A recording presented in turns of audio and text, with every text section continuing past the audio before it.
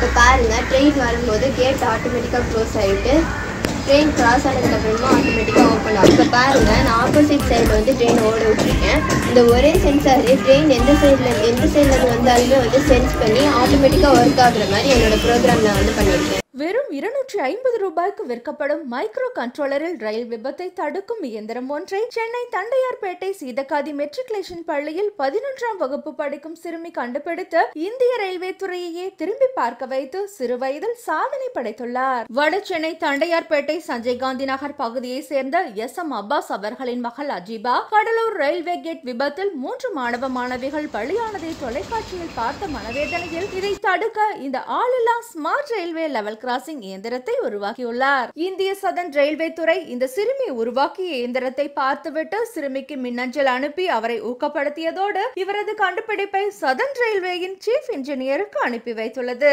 11ஆம் வகுப்பு படிக்கும் நம் தமிழகத்தை சேர்ந்த சிறுமியின் கண்டுபிடிப்பு சதன் ரயில்வே துறையின் சீஃப் இன்ஜினியர் வரை சென்றுள்ளது குறிப்பிடத்தக்கது. கேமரா, இன்டர்நெட், AI என எதுவும் இல்லாமல் வெறும் 250 ரூபாயில் ரயில் வரும் திசையை கண்டுபிடித்து தானியங்கி முறையில் இந்த இயந்திரம் செயல்படுவதோடு டிராபிக் சிக்னலையும் கண்ட்ரோல் செய்வது இதன் தனிச்சிறப்பாகும். என் பேர் அஜீபா, என் ஃபாதர் பேர் SM அப்பாஸ், எங்கள் அம்மா பேர் ராசியா.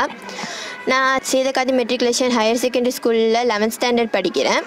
இப்போ கொஞ்ச நாளைக்கு முன்னாடி கடலூர் டிஸ்ட்ரிக்டில் நடந்த ஆக்சிடெண்ட் பற்றி உங்களுக்கு தெரியும். நான் அந்த ஆக்சிடெண்ட்டை டிவியில் பார்க்கும்போது எனக்கு ரொம்பவே கஷ்டமாக இருந்துச்சு. ஏன்னா அந்த ஆக்சிடெண்ட்டில் என்ன மாதிரி ஸ்கூல் படிக்கிற பசங்க தான் வந்து இறந்து போயிருக்காங்க.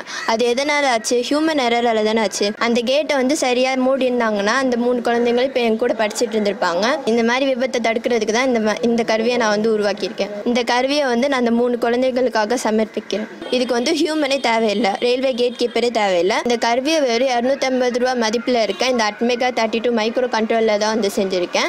இதில் தான் நான் ஃபுல் ப்ரோக்ராமுமே பண்ணியிருக்கேன்.